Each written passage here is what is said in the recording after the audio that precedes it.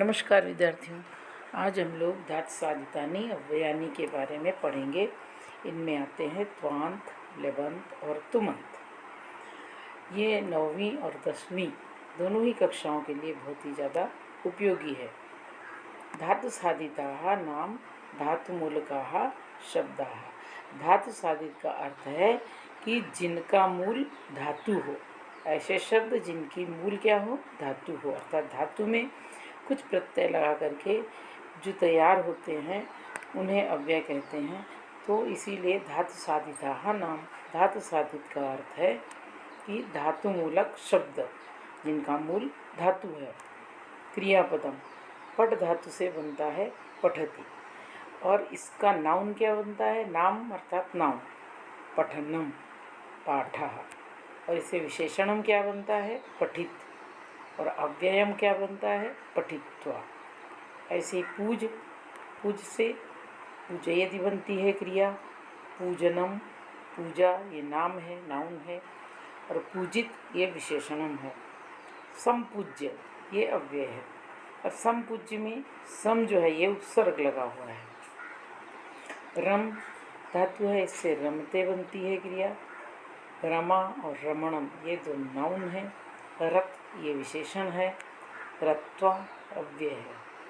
वृत्त वर्तति, इसके नाउन है वर्तनम वृत्ति, और विशेषण क्या है, वृत्त।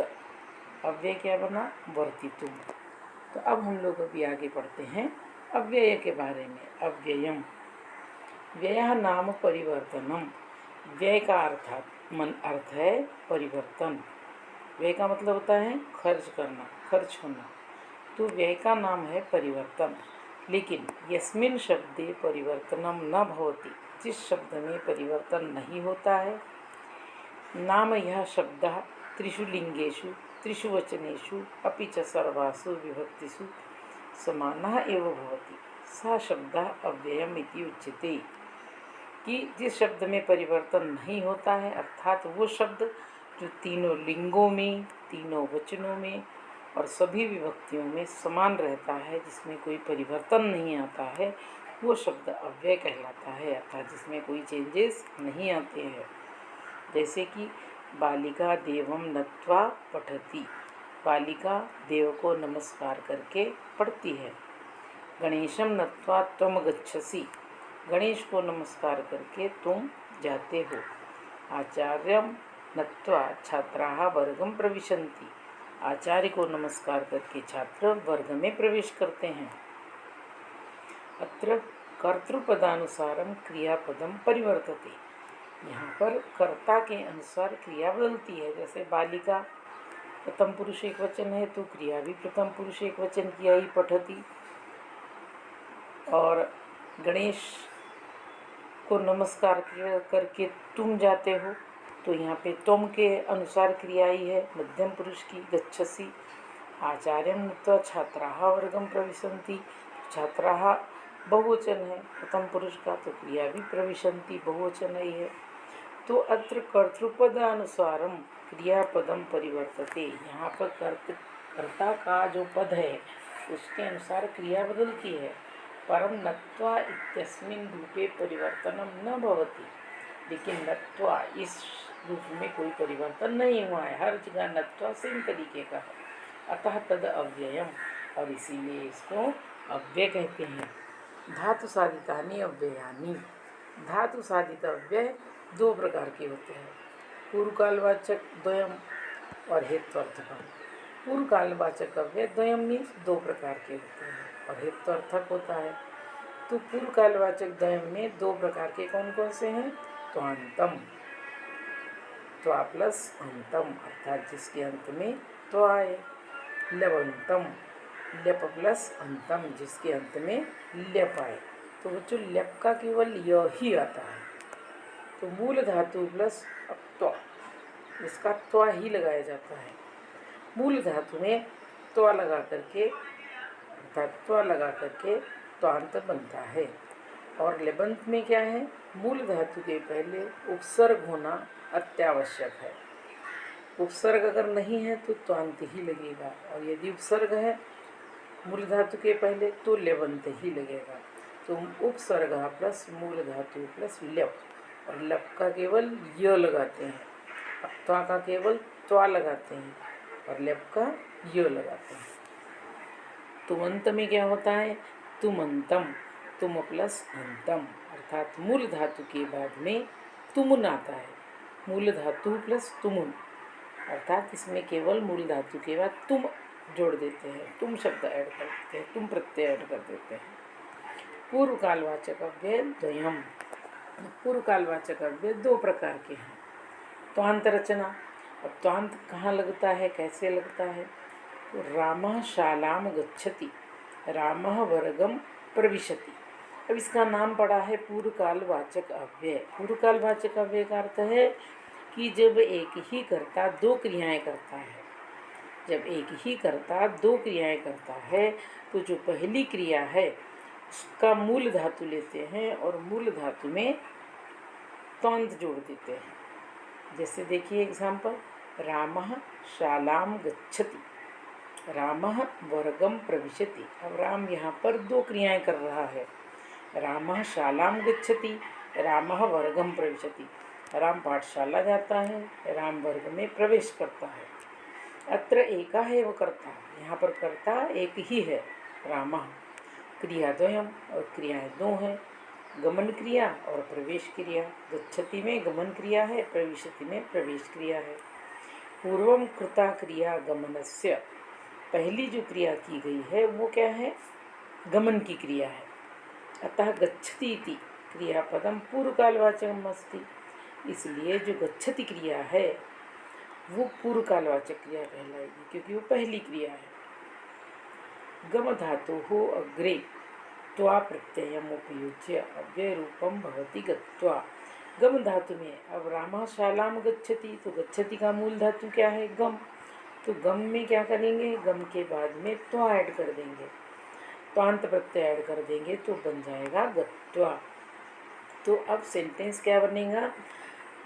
रामः शालाम गत्वा वर्गम प्रविशति। तो राम शब्द का बार बार रिपीटिशन नहीं होगा। रामः शालाम गच्छति, राम पाठशाला जाता है, रामः वर्गम प्रविशति, राम वर्ग में प्रवेश करता है। इसमें राम शब्द दो बार आता है, लेकिन जब हम त्वांत अव्यय लगा देते हैं पहली क्रिया में, जो पहली क्रिया उसने की है उसमें अगर हम त्वांत अव्यय लगा देते हैं तो राम शब्द का रिपीटिशन नहीं होता है और सेंटेंस का पूरा अर्थ भी मिल जाता है। रामः शालाम गत्वा वर्गम प्रविशति, कि राम पाठशाला में जाकर के वर्ग में प्रवेश करता है। सेकेंड सेंटेंस है मैथिली पुस्तिकायाम लिखति तत्पश्चात प्रश्नम पृच्छति, कि मैथिली पुस्तिका में लिखती है और उसके बाद में प्रश्न पूछती है। तो यहाँ पे भी दो सेंटेंस है। तो मैथिली पहली क्रिया का कर रही है, लिखने की क्रिया कर रही है, तो जो पहली क्रिया है उसमें त्वांत जोड़ देंगे। मैथिली पुस्तिकायाम, लिख धातु में त्वा जोड़ा तो लिखित्वा बनेगा। मैथिली पुस्तिकायाम लिखित्वा प्रश्नम पृच्छति, तत्पश्चात शब्द भी हट जाता है, तत्पश्चात की अब कोई आवश्यकता नहीं रह जाती है। मैथिली पुस्तिकायाम लिखित्वा प्रश्नम पृच्छति, कि मैथिली पुस्तिका में लिख करके प्रश्न पूछती है। तो ये दोनों भी सेंटेंसेस में पहली क्रिया में त्वा ऐड किया गया है, इसीलिए त्वांत को पूर्व कालवाचक अव्यय कहते हैं, क्योंकि ये दो वाक्यों में से जो पहली क्रिया है, पहले वाक्य की जो क्रिया है उसमें त्वांत को यूज़ किया गया है, इसीलिए इसको पूर्व कालवाचक अव्यय कहते हैं। अब आता है सेकेंड लेबंत। तो लेबंत में क्या होता है? लेबंत कहाँ लगता है? मूल धातु के पहले उपसर्ग होना आवश्यक है। अगर उपसर्ग नहीं है तो लेबंत नहीं होगा। अगर मूल धातु के पहले उपसर्ग लगा है, उपसर्ग को प्रीफिक्स कहते हैं इंग्लिश में, प्रीफिक्स लगा है, तो मूल धातु के पहले प्रीफिक्स, फिर मूल धातु और उसके बाद में लेबंत का य लगा देते हैं तो वो बनता है लेबंत। और ये भी पहली क्रिया में ही लगाया जाता है। नीरजः वर्गम प्रविशति तदनंतरम आसने उपविशति, कि नीरज वर्ग में प्रवेश करता है, तदनंतरम आसने उपविशति, और उसके बाद में आसन पर बैठता है, कुर्सी पर बैठता है। तो नीरज वर्ग में प्रवेश करता है, पहली क्रिया हो गई प्रवेश करना। अब प्रवेश प्रविशति में क्या है, प्र प्रीफिक्स लगा हुआ है, प्र उपसर्ग लगा हुआ है और विश धातु है। तो यहाँ पर क्या करेंगे, प्र प्लस विश प्लस लेबंत का या ऐड कर देंगे पहली क्रिया में। तो क्या बन जाएगा, प्रविश्य नीरजः वर्गम प्रविश्य आसने उपविशति। तदनंतरम शब्द भी हट जाएगा। नीरज वर्ग में प्रवेश करके आसन पर बैठता है, कुर्सी पर बैठता है, बेंच पर बैठता है। तो ये भी पहली क्रिया में लेबंत लगाया जाता है, इसीलिए लेबंत को भी पूर्वकालवाचक अव्यय ही कहते हैं। दूसरा सेंटेंस, भारती आसने उपविशति पुस्तिकायाम लिखति च, कि भारती आसन पर बैठती है और पुस्तिकायाम लिखति च, और पुस्तिका में लिखती है। तो पहला काम क्या कर रही है, वो उपविशति बैठती है। उपविशति में क्या है, विश के पहले उप प्रीफिक्स लगा है। उप प्रीफिक्स इसको क्या कहते हैं, उपसर्ग कहते हैं। उपसर्ग लगा हुआ है, तो इसीलिए क्या करेंगे, पहली वाली क्रिया में उप प्लस विश प्लस लेबंत का य लगा देंगे पहली क्रिया में। तो फिर क्या बन जाएगा, उपविश्य। तो भारती आसने उपविश्य पुस्तिकायाम लिखति, कि भारती आसन पर बैठ करके पुस्तिका में लिखती है। तो त्वांत में भी और लेबंत में भी पहली क्रिया में ही त्वांत यूज़ करेंगे और पहली क्रिया में ही लेबंत यूज़ करेंगे। इसमें डिफरेंस इतना है कि त्वांत में मूल धातु के पहले प्रीफिक्स नहीं होता है और लेबंत में मूल धातु के पहले प्रीफिक्स होना जरूरी है, तभी जा कर के हम उसमें लेबंत का य लगाएंगे। तो ये हो गया त्वांत और लेबंत। इसके बाद हम लोग देखेंगे हेत्वर्थक।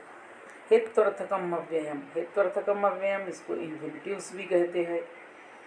तो हेत्वर्थकम अव्ययम, इसमें क्या होता है, हेतु बताया जाता है। कोई जो भी काम कर रहा है तो किस लिए कर रहा है, तो हेतु का मतलब होता है कारण, किस लिए। तो हेतु प्लस अर्थकम, हेत्वर्थकम। हेतु नाम उद्दिष्टम, हेतु मतलब कारण। हेत्वर्थकम अव्ययम क्रियायाः उद्दिष्टम कथयति। हेत्वर्थक अव्यय जो है वो क्रिया का उद्देश्य बताता है कि कोई क्रिया की जा रही है तो क्यों की जा रही है। जैसे कि रामः पठितुम शालाम गच्छति, कि राम जो है वो शालाम गच्छति पाठशाला जाता है, लेकिन वो पाठशाला क्यों जा रहा है, पठितुम। तो हेत्वर्थक का तुमंत होता है, तुम का मतलब होता है के लिए। तो तुमंत का अर्थ के लिए है, इसलिए पठ में तुमंत लगाया तो बन गया पठितुम। तो रामः पठितुम शालाम गच्छति, राम पढ़ने के लिए पाठशाला जाता है। तो जाता है, इसका उद्देश्य क्या है, क्यों जा रहा है, पढ़ने के लिए जा रहा है।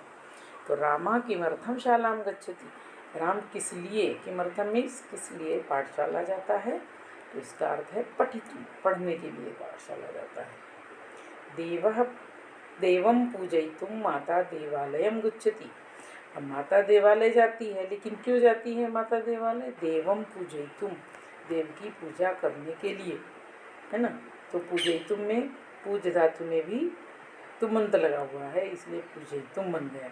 तो माता किमर्थम देवालयम गच्छति, देवम पूजयितुम, माता किस लिए देवालय जाती है, देव की पूजा करने के लिए जाती है, हेतु कारण है। छात्राः खेलितुम क्रीडांगणम गच्छन्ति, छात्र खेलने के लिए क्रीडांगण खेल के मैदान में जाते हैं। तो छात्र खेल के मैदान में क्यों जा रहे हैं, खेलितुम, खेलने के लिए। तो खेल धातु में तुमंत लग गया तो बन गया खेलितुम, खेलने के लिए जा रहे हैं। तो छात्राः किमर्थम क्रीडांगणम गच्छन्ति, छात्र किस लिए खेल के मैदान में जाते हैं। तो उसका हेतु क्या है, खेलितुम, किस लिए जा रहे हैं, खेलने के लिए जा रहे हैं। तो तुमंत का अर्थ होता है के लिए, कि किसी चीज़ के लिए जो दूसरी क्रिया की जा रही है, कोई किसी काम के लिए जो दूसरी क्रिया की जा रही है, तो जो पहली क्रिया है उसमें तुमंत लग जाता है, तो इसको कहते हैं तुमंत। अब यहाँ पर कुछ ऐसी धातुएं हैं जिनमें कि तांत, लेबंत और तुमंत सभी लगा करके बताया गया है। जैसे कि दा धातु है, त्वा लगाया तो दत्वा बनेगा, लेप लगाया तो लेप का य लगाएंगे और प्रीफिक्स लग जाएगा तो वो प्रदाय, दा के पहले प्रीफिक्स लग गया प्रो और यह बाद में लेबंत लग गया, प्रदाय बन जाएगा। तुमुन लगाया दा में तो धातुम बन जाएगा। ऐसे ही वह धातु में त्वांत लगाएंगे तो ऊर्ध्वा बन जाएगा और प्रीफिक्स लगा करके लेप लगाएंगे, लेप का य लगता है तो निवह्य बन जाएगा और तुमुन लगाने पर वोढ़ुम बन जाएगा। पा में त्वांत लगाया तो पीत्वा बनेगा, फिर प्रीफिक्स लगा दिया पा में और नी प्रीफिक्स लगा दिया और फिर य लगा दिया तो लिपीय बनेगा। तुमंत लगाया तो पातुम बनेगा। वस में त्वांत लगाया तो उशित्वा बनेगा और वस के पहले नी प्रीफिक्स लगाया, बाद में यह लगाया तो निवस्य बनेगा। तुम लगाया तो तुमन वसी तुम बनेगा। स्था में त्वांत लगाया तो स्थित्वा बनेगा। फिर स्था के पहले उत लगा दिया प्रीफिक्स, बाद में यह लगाया तो उत्थाय बनेगा। फिर तुमंत लगाया तो स्था तुम बनेगा। ऐसे ही वद में त्वांत लगाया तो उदित्वा बनेगा और प्रीफिक्स प्रो लगा दिया प्र या अनु तो फिर उसका बन जाएगा प्रोद्य या अनुद्य और तुमंत लगाया तो वदितुम बनेगा। ज्ञा में त्वा लगाया ज्ञात्वा बनेगा। ज्ञा के पहले भी प्रीफिक्स लगाया, बाद में यह लगाया तो विज्ञाय बनेगा। तुम लगाया तो ज्ञातुम बनेगा। कथ में त्वांत लगाया कथयित्वा बनेगा। कथ के पहले भी प्रीफिक्स लगाया, फिर लेबंत का यह लगाया विकथ्य बनेगा और तुमंत लगाया तो कथयितुम बनेगा। ऐसे गय में घित्वा बनेगा, प्रगाय बनेगा, धातुम बनेगा। चूर का चोरयित्वा, अभी चोर है चोरयितुम। ध्यायी का ध्यात्वा, अनुध्याय ध्यातुम। शल का शालयित्वा, प्रक्षाल्य शालयितुम। जी का जित्वा, विजित्य जेतुम।